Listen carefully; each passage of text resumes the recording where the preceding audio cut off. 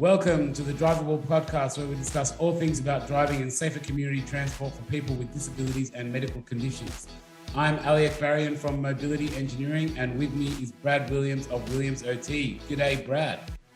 G'day, everybody. And in this episode, we have Paul Crake. Paul's story takes us on a journey from pre-injury and how he utilises his drive and his passion and his determination to help others with disabilities to drive.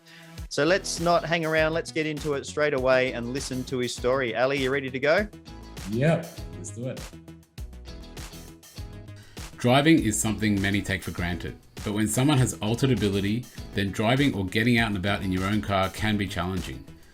Driving with a disability doesn't mean you have to drive an old clapped out car with farm-like machinery, and relying on a wheelchair doesn't mean waiting for hours and then being in the back of a maxi access cab getting car sick. The Drivable Podcast is designed to introduce and explore driving aids for people with disabilities, vehicle modifications, the NDIS, research, medical guidelines, driving techniques, and much, much more. The Drivable Podcast is to help you be informed and be in control of your own independence so you can experience freedom through driving safely and reliably. I'm Ali, and with me is Brad, and together we have over 30 years of experience in disability and driving. Enough of the intros, let's get into it. Okay, welcome back, everybody. And today we are talking with Paul Crake. Paul, would you like to start us off by introducing yourself and telling us a little bit about your disability? Morning, guys. Brad, Ali, good to see you on a screen. It's been a while. So I had a push bike accident just over 15 years ago. That occurred in New Zealand, and I ended up with T4 paraplegia. So before that, I was a professional cyclist, and also sort of in with that a runner as well. So yeah, I've gone through some fairly significant life changes as a result of that. One day being sport being my whole get up and reason for getting up and about, to obviously having that taken away from me. So it's been an interesting road, and it's continuing to evolve. So we know a little bit more about you, so I'm going to dig in a little bit deeper. You were more than just somebody that got up and went for a run and a cycle in the morning. You were somebody who was an elite athlete. Do you want to tell us a little bit about your achievements prior to the accident? Aren't you a current athletic world record holder still? Yeah, I might be. Yeah. You might be. Come on. Unpack for us. Yeah, so I've still got the record for running up the Empire State Building. So I think the time is 9 minutes and 33 seconds. That stands from 2003. So I've also... I just want to pause there because I've thought about this. I just think it's pretty amazing that you're in a wheelchair and no one has still beaten you. I just can't get over that. So that's bloody awesome. That's such a good achievement. I struggle to get up one flight of stairs. I don't know how the hell you do that in 9 minutes. I just can't fathom how you can do that. But the thing is that we're like in today's day and age where there's all this modern athletics, all this technology, no one can beat what you did in 2003 or whenever it was. That like they didn't have the stuff they did now. You know what I mean? Like it's that's pretty impressive. That's raw grit right there. So, I guess a lot of hard work and determination. So, yeah. And there was a few years there where I was really focusing on stair running.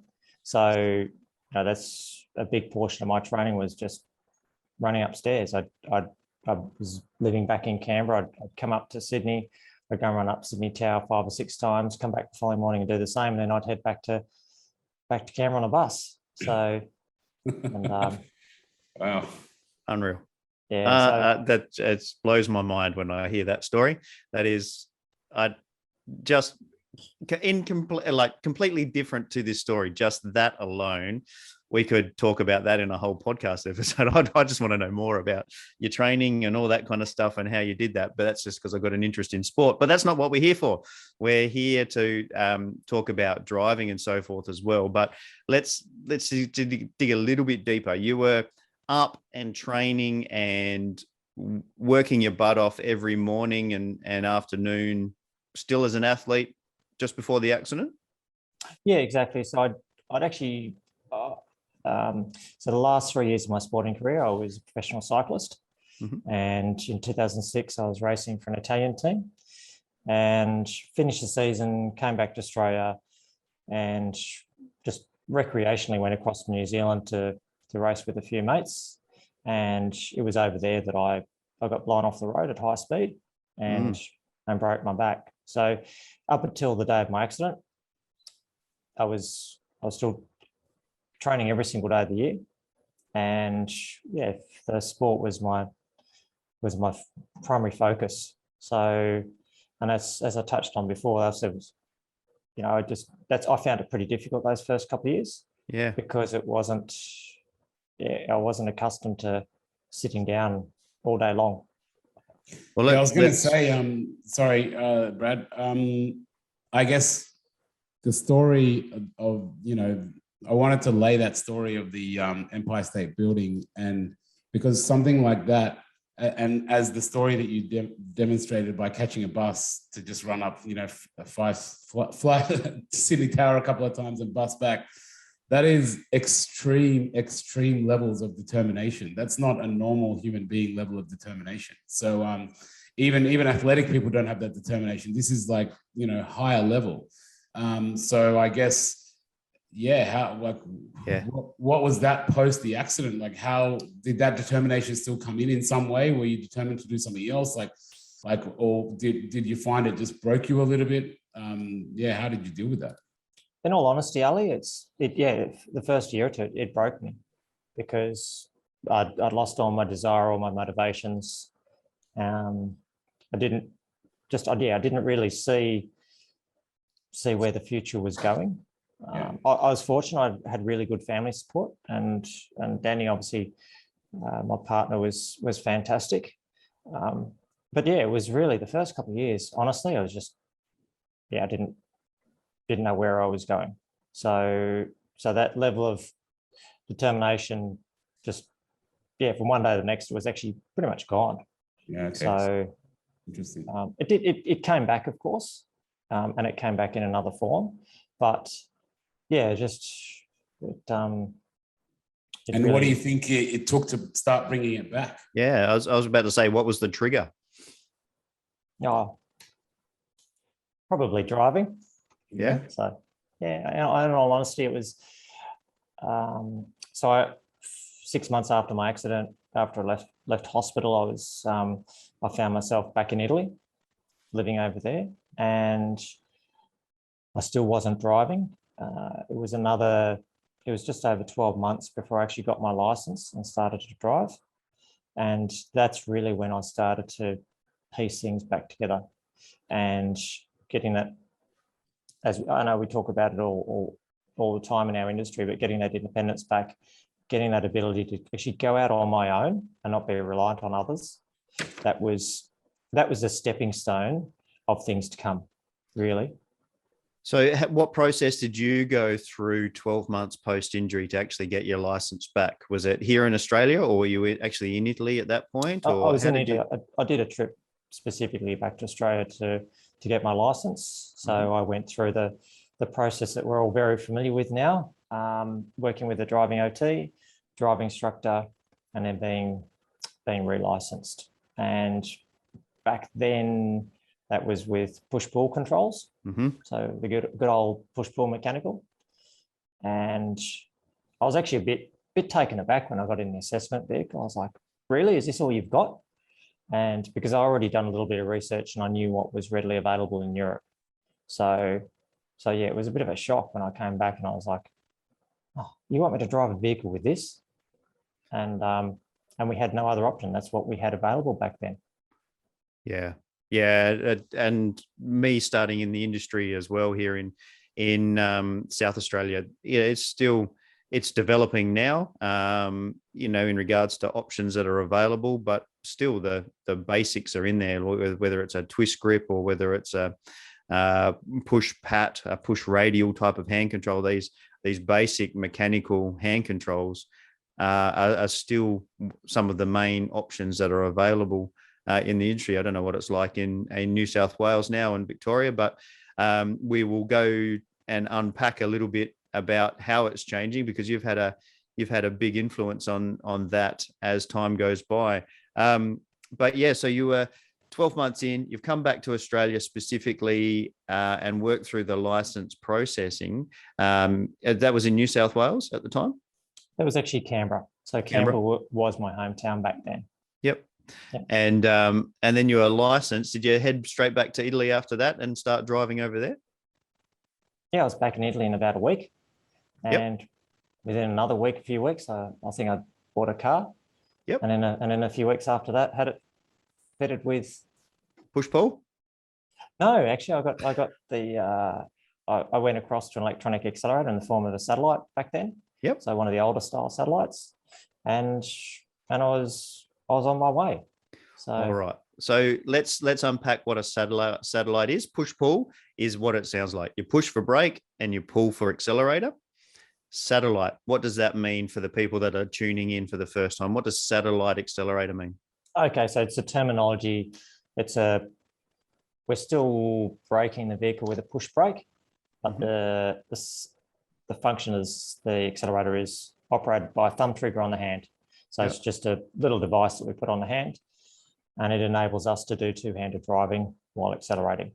So it's just a more innovative, newer style of hand control systems that have become fairly commonplace these days. That's like the glove type one that they sometimes refer to, right? Exactly. Yeah, exactly. Yeah, cool. Yeah, they're really cool actually. They're very, very popular here, and I don't know if we've spoken to anyone here that's had one, but yeah, they've kind of taken, I guess, you've had something to do with it, but they've definitely taken this country by storm, and this market by storm, for good reason, because they're great products. So, let's get in towards that. You said that you were very driven, pardon the pun, but a very dedicated, focused person towards the accident, and you were saying that driving was one of your motivating factors some 12 months to 2 years post-injury. So we've unpacked how you've got to the point of actually getting your license and this first hand control system that you've got with the satellite thumb accelerator and pushing for the brake. Take us on the next step of the journey. What happened after that? You're living in Italy. You've tried. You've bought your car. You put in modifications. Where does your journey take you from there? So at that point, the employment side of things hadn't really kicked in, but it did give me that opportunity to freely travel within Europe. And from my days of running over there and cycling, I had a lot of friends. So I actually used that time to go and visit people and spend time just out in the car. So what was that like? What was that like, being able to do that for the first time in 12 months or whatever it was? I actually jokingly say to people, that was my antidepressant pill. So getting out in the car was basically, they gave me something to look forward to every day. Yep. And obviously the terrain that we're driving on or people will drive on in Europe is somewhat different to here in Australia. You've got the autobahns, you've got the alpine roads.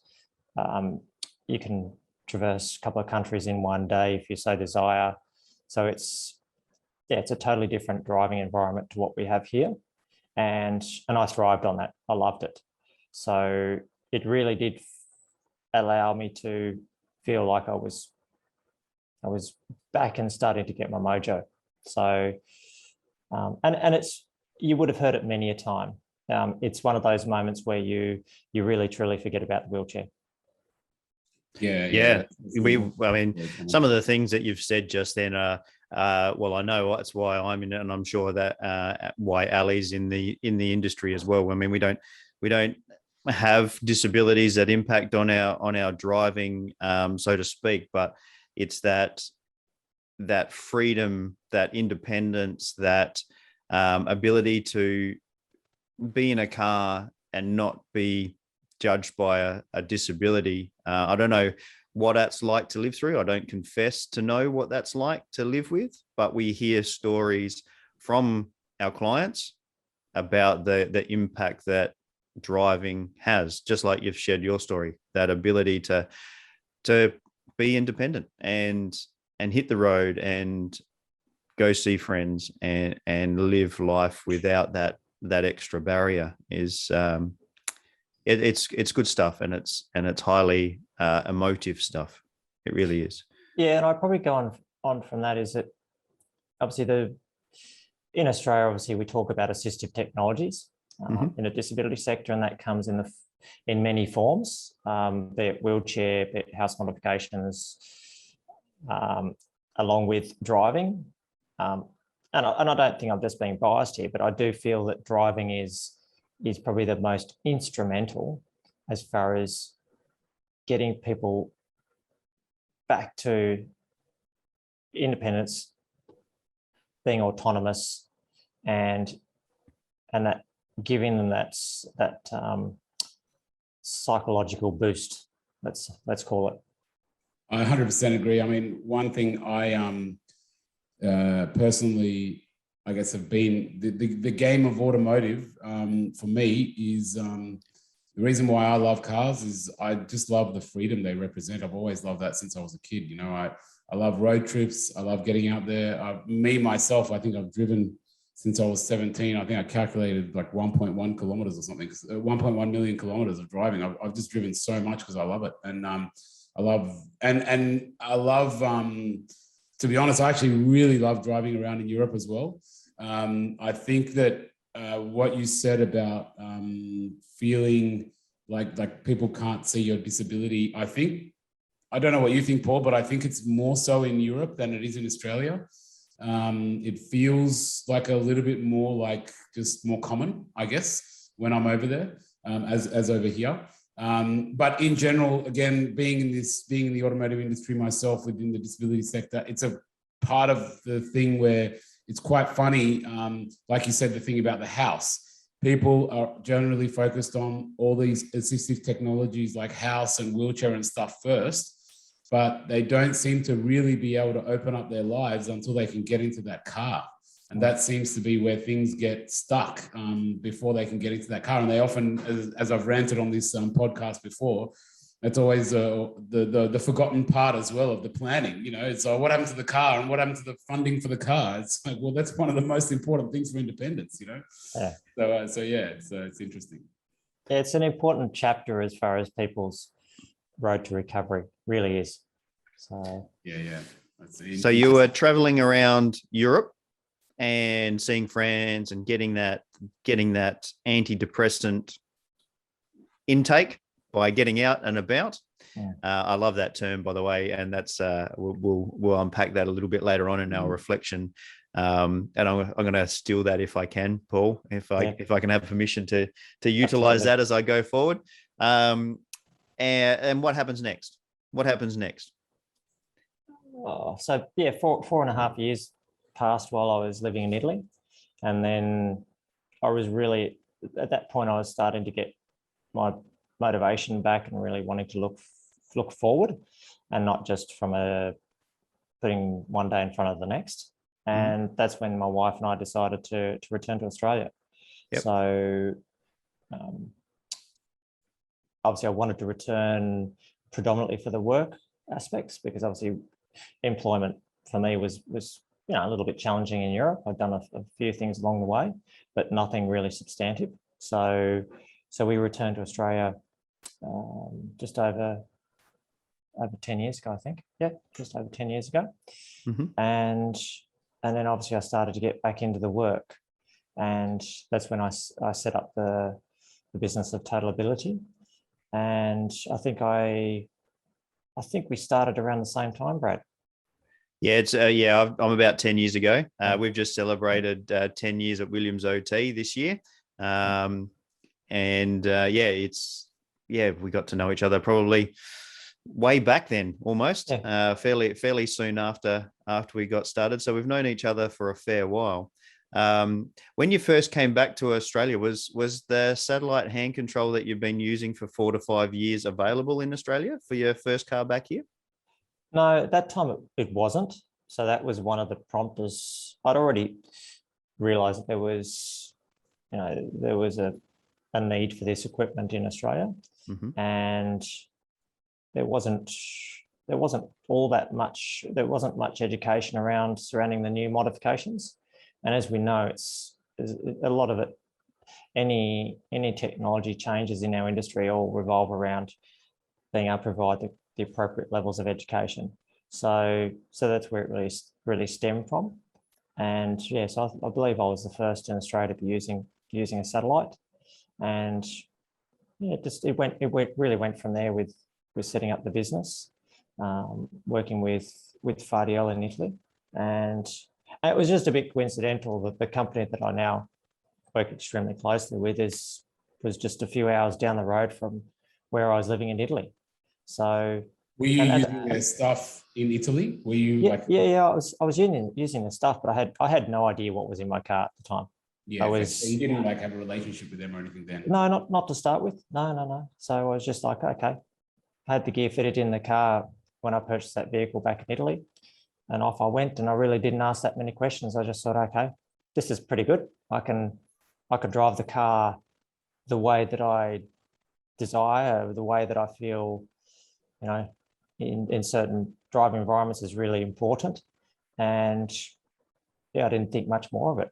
And all my friends and everyone that saw the gear, they're like, oh yeah, okay, it's interesting to see how you're driving, and nothing more was mentioned. So but yeah, it was interesting when I got back to Australia, obviously, that there was a lot of education to be done in the whole industry, because we just haven't. What got you into it? Because one thing I wanted to mention and I guess recognize is that like what you did in terms of bringing some of these products into Australia is basically shake up the whole industry, because it was very archaic. Yep. It was very simple. And by you bringing what you did, you basically disrupted the whole thing to challenge everyone to go, wait a minute, there's more than just, as you said, mechanical push-pulls. Yep. So I'm interested to know, were you asking those questions yourself and that's what drove you to bring it? Or like what got you to bring it? Because yeah, like what's happened post you coming here is a completely different driving environment for disabled people. It's like it's accelerated so quickly, and it's over the last 10 years. And I totally agree. I would, if I was to pinpoint someone that kickstarted it all, that's why we wanted to get you on here and congratulate you on behalf of the industry, but also the people that we represent as well in cars. Yeah, I reckon you are a Kickstarter for all of this. We've had so many people here that we've interviewed that, pre-Fardiel or Total Ability days of coming here and then pushing the market and disrupting to look at another way. All we hear from people is, I just did push-pull or push-pat. And now... Or made my own hand controls. Or made my own hand controls in the back shed. Yep. So that is a big thing, I guess. And I'm interested to know, how did you get in? Like, what did you face that frustration, or did you see an business opportunity? What was it? Yeah, it's interesting. So a bit more of my background is that I was always pre-accident. I was always tinkering with cars. I was always working on cars. I was very mechanically minded. I was obviously at one point I looked at even going down the road of becoming a mechanic. So I had a passion for everything automotive, and obviously that pieces in, and that's a big part of what enabled this all to come about. And then I guess the second part of that is the fact that I was an end user, and I saw in Europe how I could drive to the same, pretty much to the same competency that the two of you would be driving a motor vehicle, and I felt that, with the traditional push-pull controls, I personally couldn't drive to the same level of competency. And so there's two driving factors behind it. One obviously being the user and saying that we had better options out there for people to drive more competently, and more competently also means with more enjoyment as well and more safety. But then on the back end, I was really interested in how the equipment worked and how it integrated into the vehicles. And so that's sort of really how it just went from there. And do you think that being a driven and motivated and dedicated person has helped you develop this next stage of the business? Because I'm pretty, I've seen it with other controls. They kind of meander into the industry and they kind of hang around for a little bit, and then they don't really take traction in Australia for whatever reason. But that's not the same with the satellite controls. They've really taken off, and I'm going to put my hand up and say I think it's related to your dedication and your passion and your ability and your dedication to something that you start. Would you agree that you've? Yeah, I would. It's also something that I strongly believe in. So there's a whole raft of driving solutions, newer driving solutions out there to help people control a motor vehicle these days, and satellite's just one option. But yeah, I'm a very strong proponent that because of the improved systems that that's probably the driving factor behind it. And of course, I've got that. Like I said to you, the first few years post accident, I'd lost that motivation, but it's come, that motivation I had before, and that determination, it's come back. So, and I'm really passionate about what I do, and I've got a reason to get up every day. So, and I think anyone that's gone through a life-changing incident, such as what I've experienced, we do need some additional reasonings on occasion to get ourselves out of bed, and for me that's probably a big driver. So when that alarm goes off in the morning, and I've got to get up and go to work, or if I've got to get up and jump on a plane, I've got no excuse. I've got to get up and go, and I think people in my predicament, that those reasonings to get up are even more important than those that aren't confronted with having to, as an example, sit in a wheelchair every day. Yeah, let's touch on that just quickly, because that's come up a few times in our podcast journey here, is that motivating factor to work post-injury, and the ability to be able to drive to and from work or for work as well. We've spoken to Alex, who's an Uber driver post-injury with his modifications. We spoke to over in Western Australia, I've got a blank on his name. Jamin, in regards to what he's utilising his vehicle for, to be able to do his work for his B&B and for his photography as well. It's that ability to get back into work is huge as a motivator to be able to get on with life and be productive and be an active person in society, and driving has a major influence on that, the ability to be able to do your work, and you've taken it further, because now driving is your work, literally helping other people to drive as well. In this podcast itself, we haven't got time to unpack total ability and what total ability does, but we'll reference it here for people that want to know more about total ability. Please look it up on Google. It's a simple Google search, total ability. You'll find out more about Paul there as well. But Paul, maybe one day in the future we could get you back and we could talk about total ability and how total ability assists other people. Would you be interested in doing that? Yeah, that's obviously another conversation, another podcast. Yeah. Back onto the modifications and getting back and driving. Did you do the modifications, I guess for you particularly, did you do them through, you was pre-NDIS, wasn't it? Yeah. That was my next question. Yep. And have you gotten into the NDIS and how are you finding it? Yeah, so I am in the NDIS.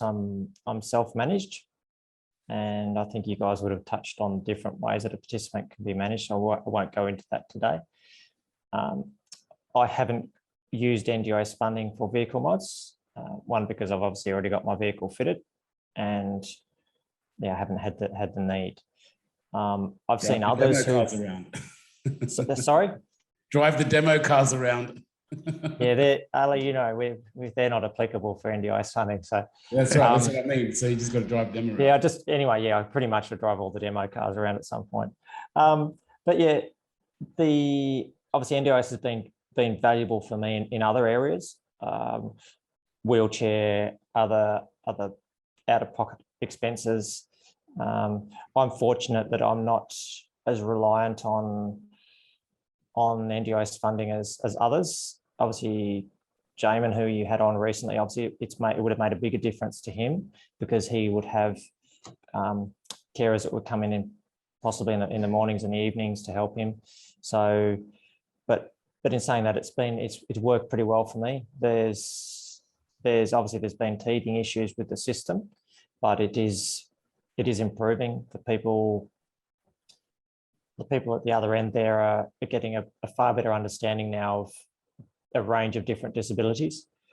Whereas at the start, a lot of the people didn't understand the difference between the different disabilities. And that was obviously a big concern because someone with quadriplegia has very, very different needs to someone with paraplegia. I think that would actually come up a lot more because being in the same industry, I know it comes up a fair bit. And speaking to colleagues in other industries, I think in driving, because it's quite a complex environment, it comes up, I think those complications with the NDIS maybe more than just a standard wheelchair script or something like that.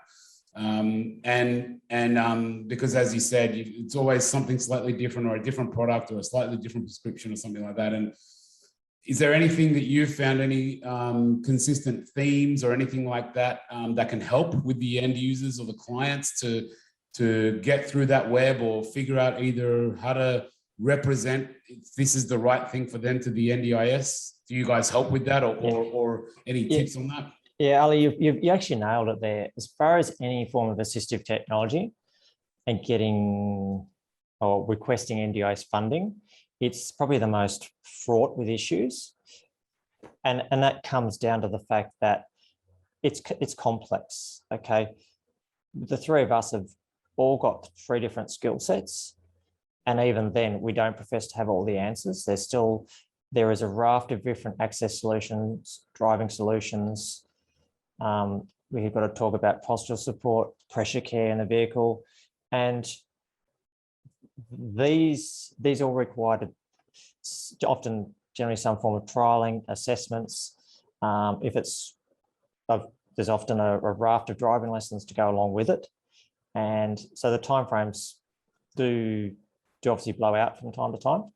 And we need to it's important to get things right.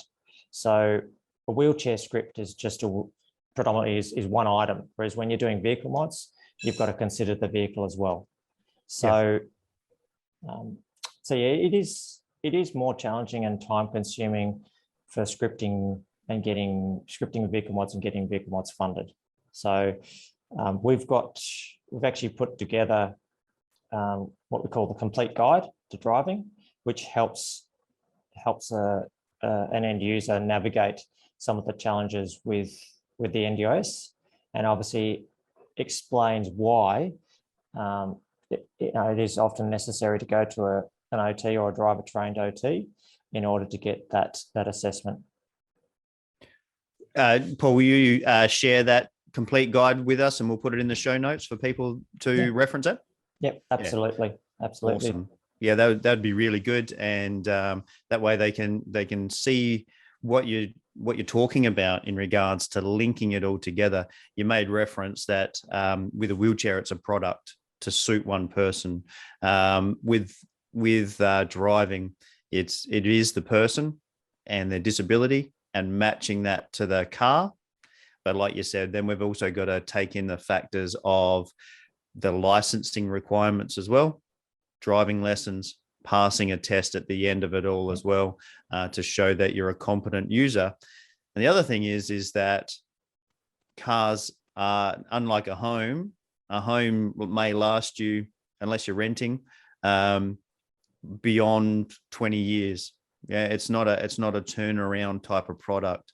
With a car, you upgrade your car every 5 to 8 years, thereabouts. The industry average, they would say, is every 5 to 8 years, sometimes 10 years.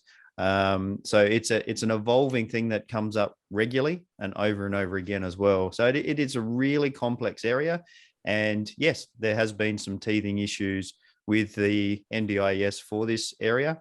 But I think it's getting there. And I've got high hopes for the industry as we move forward. Yeah, I'd say look at where it's come the last 10 years, because there's so many resources available as far as there's more experienced driving OTs like yourself, Brad. There's more modifiers that have got significant knowledge now. There's more driving instructors. So anyone that's looking at returning to driving or revisiting the controls that they're driving with, the process is a lot more streamlined than it ever has been. And actually, in some ways, when you look at what some of the resources we've got on hand here in Australia now, we actually are becoming one of the benchmark countries to look at. Well, that's great. And I actually want to applaud the NDIS for offering a funding stream to be able to make that happen, because I was around before the NDIS doing all of this, and the funding for people with disabilities to be able to afford driver trained OTs was hard, was very difficult.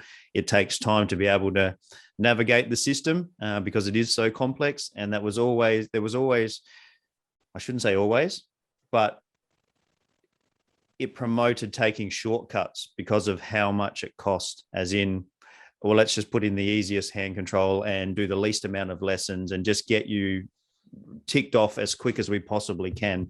I've noticed a significant change in safety and appropriate driving thanks to the NDIS funding sources being available. That's been absolutely huge. Would you tend to agree that that's made a positive impact on the industry, Paul? Yeah, absolutely. And one specific area there is driving license. Okay. Funding bodies, people were really reluctant to have sufficient number of driving lessons, and everyone's different. Okay. Some people can be re-licensed in half a dozen lessons.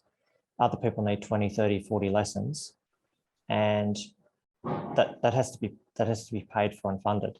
So you now, Brad, have got more reassurance. If you feel one of your clients needs that additional time with a driving instructor, you can validate the reasoning to the funding body that it's necessary.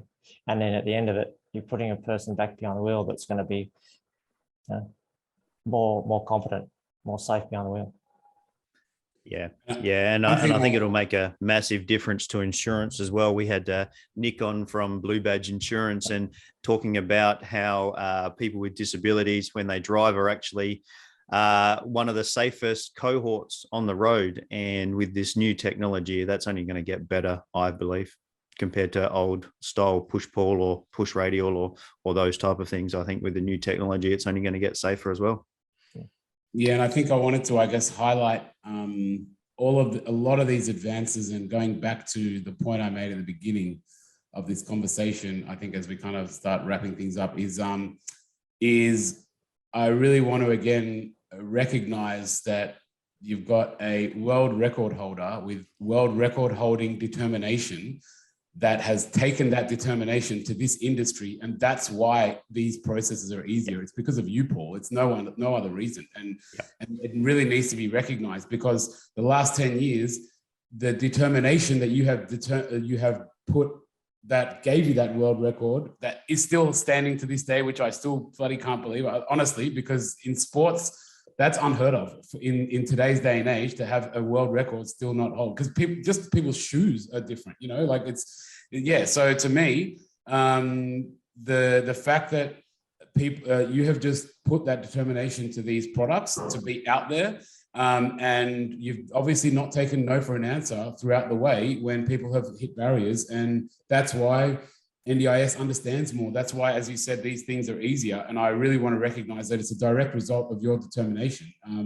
Because there is others in the industry, like myself and like Brad, but we don't have a world record. So we definitely don't have that level of determination. I can guarantee you that. So, that's all right, Ali. Yeah, thanks. But I'll buy I know you might be a bit shy about it, but I really do. I really do think it's a big deal. You know, I'm a bit of a fanboy about that. You know, so I wanted to recognize that. That's all. So thank you. Thanks. Yeah, I 100% agree with Ali's sentiments there. You've shaken up the industry in a positive way for all of us, for kicking us up the butt to do more as well. Thank you very much. And we really appreciate you coming on as well onto this podcast. We always ask one question though, and we can't let you get away with it. We ask a question about what's something that you've done in your car that's a little bit different, a little bit more unique, that's not just getting from A to B. What have you done in a car, especially post-injury, I should say, and getting into the industry? What's something that you've done in your car that's a little bit peculiar other than just getting from A to B? So there was one experience, and this was probably a couple of years after I was back driving, back in the Italian Swiss Alps. I was driving home late one night from a place called Livigno. I had to go through Switzerland and then back into Italy to get back home. And it was middle of winter. It was a mountain pass over 2,000 meters. This particular road, they didn't clear the ice, didn't clear the snow. And it was just, everything was white. The road was white, everything. And I was in full control of this vehicle, driving home in the middle of the night. And that's quite poignant because to me, that was the sort of the absolute pinnacle of that freedom, independence, exhilaration. I was like, unstoppable. Guys, there's no disability here, no disability. And it's also quite poignant because literally couple of years beforehand, that was a mountain pass that I used to ride up my bike. So different time of year, of course. So I had very fond memories of that same road for different reasons. Yeah. So there you go. That's a great way to finish it off. So thank you so much for coming on, Paul. We are massive fans, both Ali and I. Bit of a love triangle here in this podcast. Thank you very much for coming on, sharing your story. Ali's got motivation to try and beat your record, I think. I'll give you some training tips, Ali. A few training plans. Be traveling up to Sydney Tower anytime soon. All right. So thank you very much, listeners. Hang around because what happens next is Ali and I do our top 3 takeaways. So come back after this little jingle, and we'll see you on the other side. Paul, thank you very much. And listeners will also share his complete guide to driving in the show notes. So make sure you come and check us out on the Facebook page and get it from there. Thanks very much, Paul. Thanks for having me on, guys. Much appreciated. Welcome back, everybody, and a massive shout out to Paul. This section here is Ali and my takeaway, our top 3 takeaways from the interview that we've just had with Paul. The first takeaway that I want to make mention of is the line that he said that driving was basically his antidepressant pill, and that he utilized driving to experience the freedom and the independence and get out of the house and start living life again. Yeah. And again, shout out to Paul. And also in relation to that point, I guess a shout out to his honesty and vulnerability around how he was admitting that he was a pretty athletic, high level performer, and then spent a couple of years lost all of that stuff and didn't know where he was going. So it was pretty good to share that, because I know, and we've heard from others that have gone through the same thing, and many others are going through that. So it's great to see that, look, someone so successful can overcome such a thing. And then in addition to that, and how he overcame it was, as you said, getting in the car and driving. And I think I wanted to point out, as I was telling Brad, is it's not just that driving, it was also driving and seeing his friends. It's like seeing the community, going out there and catching up with those friends that he already had made. And it reminded me, and I encourage you to go check out that interview of Nick Tiago that we did. And he was a high-level controls driver. And the thing that he was doing, which stood out to me, was he was also massively into his friends. He would go out and you talked about taking them out to the clubs and picking them up and bringing them back to his house for hangouts and kick-ons. And when we interviewed him, he looked like a pretty happy guy, and he said he's got a great community and so on. So that's it. They're people, like, go out there and see your friends, that's and make friends and see the community. Who's got the Mercedes and drives through the McDonald's drive-through? Who's? Yeah, that was John Davey. It was John Davey. Yeah. People, you will learn that I'm hopeless with names as we go through this podcast, and I'll always ask Ali to remind me who people were. But just that feeling of getting in the car and going for a drive, even if it's just a circle and he can't get out of the car, and going through the drive-through and ordering his own coffee, and the positive feelings that gives him. It's coming through over and over again about how important driving is to us in Australia, or even in Italy in this story, in this case, but how important it is to be able to drive for our independence and our freedoms, and that depression side of it all, that getting out and about, getting out of the house, experiencing life. It's coming up over and over and over again. And I know that's why I'm in this industry, Ali, and I know from you that's why you're in the industry as well, is those positive feelings of helping people achieve more than just getting their license or being able to steer the steering wheel and press the pedals. I'm sure, when I think about it, and I'm sure it'll be the same with you and everyone listening here, your fondest memories in a car are where you're with your friends, or you're going to see your friends, or, you've gone to that road trip or the beach with your friends, or you do that stuff with the mates, when you were young or whatever. So yeah, that's why I love cars. It's everything I did fun was with my mates, was in my car, in my old Holden Commodore, that was back in the day, I loved it. So, So yeah, and I think that leads us to that second point, is how instrumental that vehicle is in this world, and not like in this NDIS world, as we've spoken about many times, in this disability world, it really is, especially for a disabled person, that vehicle is that kind of that glue that's holding you together. It's that missing link. If you don't have that, then it's kind of like no point, it's sort of sounding like that. Yeah. But it also involved in this second point is how complex it is in regards to bringing together a driver, a vehicle, the licensing department, lessons, and funding through an AT application. It is a really complex area. We've got to think about road law. We've got to think about safety of the person, but also the safety of everybody else in the community as well. It is a very complex area. There are lots of scenarios that need to take place to be able to get from I want to be able to drive to actually being able to drive in a safe and meaningful way.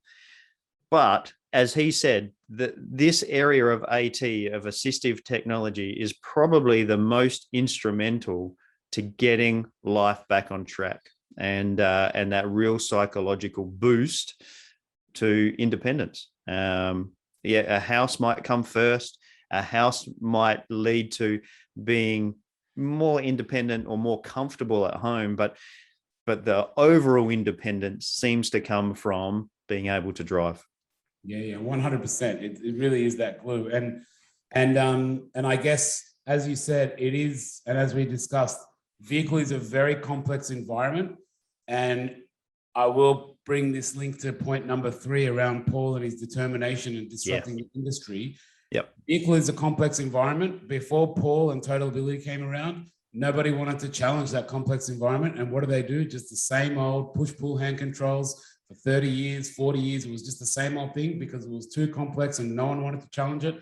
But Paul was just determined, and he pushed through and he disrupted that industry because, as we mentioned before, or as I've mentioned, and I'll disclose, I was in the industry of controls before Paul was, but I wasn't pushing the way he was. I didn't have that determination to bring it to the people like he did.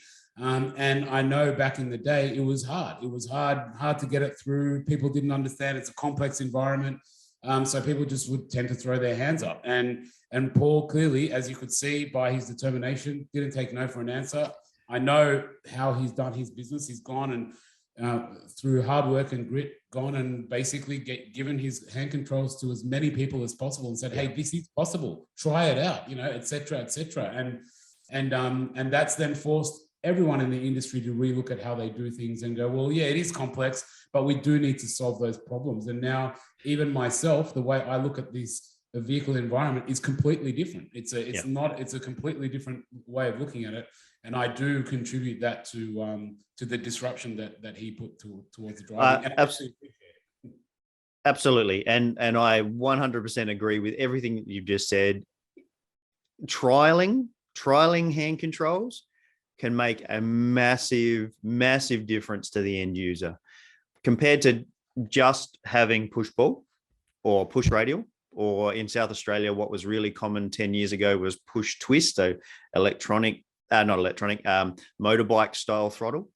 And until he came and really shook it up, that's what was in all of the driving instructors' cars. Now, because of his shake-up of the industry, there's more electronics in driving instructors' cars. There's more opportunities to trial different modifications. And what it's done is it's allowed people to experience different forces on the body. And what used to be really fatiguing driving, really fatiguing ways of driving, even though you could drive, it was really fatiguing and it was still limiting. Nowadays, driving's not limiting at all. And you can drive anywhere you want for as long as you want based on the technology that's now available. And like you, big shout out to him. He's shaken up the industry in a really positive way. And we're all trying to keep up with him, really. And he's a highly motivated, highly dedicated, highly determined man. And we're all thankful for it, really. Well, I am, and you are. And and we're going to get him back on to really talk about Total Ability and about the company itself, and really break down what that company can offer people with disabilities sometime in the future. Yeah, that'll be really good. Really, really good. All right. That's a good place to wrap it up. Make sure that you check us out on the Facebook page, because we will share the Total Ability Complete Guide to Driving on there, which unpacks the process that drivers need to go through, how to deal with the NDIS as well. So make sure you go to the Facebook page and check out Drivable Podcast. Easy to put it in the search bar. It'll come up. Make sure you press the like button, press the share button, and make sure you go back and listen to any previous episodes as well, because we've referenced a whole heap of people in this podcast episode, from Nick Tiago to John Davey to Nick from Blue Badge Insurance as well. Lots of gold in previous episodes. All right. And as we say in every episode, if you've got any queries about what you can do and what will work for you, get in contact with your local OT or mobility dealer and set yourself up with a trial, because as we can see, trials really do put you in the driver's seat. And until the next episode, we'll see you later. See you next time, guys.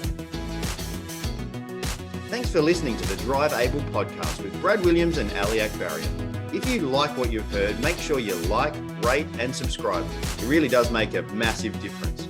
If you or anyone you know would like to share a story about driving with a disability, or you would like to get in contact, find the show notes, or find the resources mentioned in this episode, you can find us on Facebook. Just search at Drivable Podcast for more information.